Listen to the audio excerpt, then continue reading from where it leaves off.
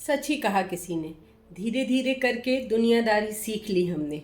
नहीं तो हम भी पहले कसम खाने वालों को सच्चा मानते थे। आज आपको एक छोटी सी कहानी सुनाते हैं। एक राजा था जो बहुत ही योग्य, अपने प्रजा में सबका बहुत ही प्रिय था। और उसकी एक बात थी कि वो जो भी उसे स्वप्न आता था वो सच हो जाता था। और इसी कारण जो लोग थे वो जो भी उन्हें सपने में दिखता था सच्चा मान लेते कि अब ये चीज़ अगले कुछ दिनों में होने ही वाली है। एक दिन वो राजा रात में सोया तो उसे एक स्वप्न आया कि उसने स्वप्न में देखा कि एक महात्मा ने आके उसको बताया है कि तुम्हारी मृत्यु जो है कल एक सर्प काटने से होगी, और वो सर्प जो है पिछले जन्म से तुमसे बदला लेना चाहता है, इसलिए वो तुमको काटने के लिए आएगा। और राजा ने कहा, जब स्वप्न में ही उन्होंने महात्मा से पूछा कि वो कहाँ है, तो उन्होंने बताया कि वो जो सर्प जो है आपके महल के बाहर जो एक पेड़ लगा हुआ है उसमें बिल है, वहीं पर रहता है। राजा सुबह सुबह उठे, चूँकि उनके ये बात थी कि जब भी उन्हें स्वप्न आता था वो सच होता था। तो तुरंत ही उन्होंने सुबह उठकर अपने सारे कार्यों से निवृत्त होकर अपने राजगुरु को बुलाया और उनसे कहा, गुरुदेव, मुझे एक स्वप्न आया कि महात्मा जी एक सपने में मुझे आए और उन्होंने बताया कि कल तुम्हें एक सर्प आएगा काटने के लिए, क्योंकि उसको पिछले जन्म से तुमसे बदला लेना चाहता है।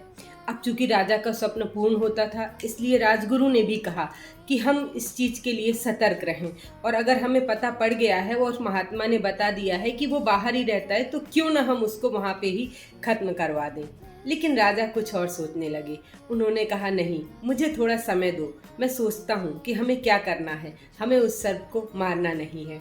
और वो थोड़ी देर सोचने लगे, 2 घंटे, 4 घंटे, 8 घंटे, बहुत देर सोचने के बाद उन्होंने शाम को जो है अपने महामंत्री को बुलाया और कहा कि उस पेड़ के नीचे जिसमें बिल है, जिसमें महात्मा ने बताया था कि वो सर्प रहता है, तुम वहाँ से लेके और मेरे महल, मेरे शयन कक्ष तक फूलों से एक बहुत सुंदर रास्ता बना दो, और साथ ही जगह जगह दूध भर भर के उनमें रख दो, और फूलों में इत्र का भी छिड़काव कर दो।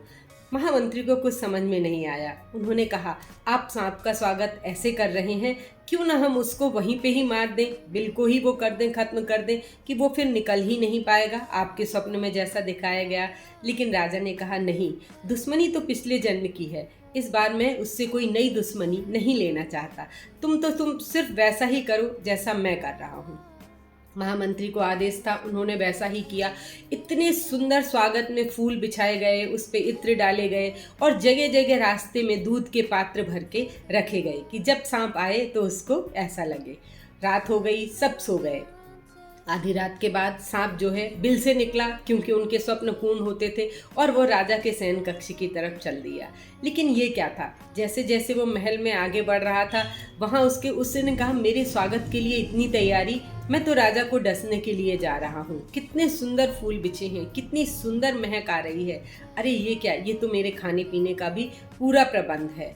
वो धीमे धीमे, उसका जो क्रोध था राजा के प्रति, वो शांत होने लगा, और वो जैसे जैसे आगे बढ़ रहा था और वैसे वैसे उसका क्रोध जो है खत्म होता गया। लेकिन उसने कहा, मुझे तो डसना है, और करते करते वो राजा के शयन कक्ष तक पहुंच गया। उसने देखा शयन कक्ष में कि राजा तो बैठे ही हुए थे।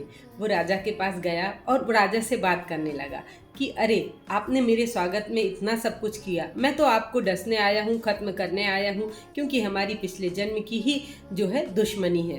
तो राजा बोले, हाँ, इसीलिए तो मैं इस दुश्मनी को ज़्यादा आगे नहीं बढ़ाना चाहता था, इसीलिए मैंने आपके स्वागत का किया। हाँ, अगर आपको लगता है कि आपके काटने से हमारी दुश्मनी खत्म होगी तो आप काट लीजिए। सर्प जो था वो राजा के इस व्यवहार से बहुत ही ज़्यादा प्रभावित हो गया, और उसने मुस्कराकर जो उसकी बहुमूल्य मणि थी वो राजा के हाथ में रख दी। जी हाँ, कहानी तो बहुत छोटी सी थी कि हम अपने स्वभाव से जीवन में बहुत कुछ बदल सकते हैं।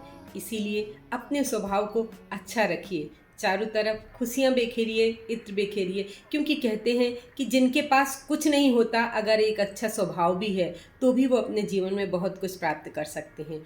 और यदि किसी के पास सब कुछ है लेकिन एक स्वभाव अच्छा नहीं है, तो सब कुछ होने के बाद भी वो अपने जीवन में सब कुछ खो देता है। इसलिए अपने जीवन में कोशिश करिए कि आपके स्वभाव से लोगों का मन शांत हो, ना कि आपके स्वभाव से किसी का मन खिन्न हो। जी हाँ, फिर मिलेंगे आपसे और अंत में इतना ही कहना चाहेंगे कि सुबह उठते ही अपने जीवन में एक छोटा सा लक्ष्य निर्धारित करिए और शाम तक, जब तक आप उस लक्ष्य को प्राप्त ना कर लें, अपनी जी जान लगा दीजिए। आप देखेंगे कि आपका जीवन धीमे धीमे सुधरने लगेगा।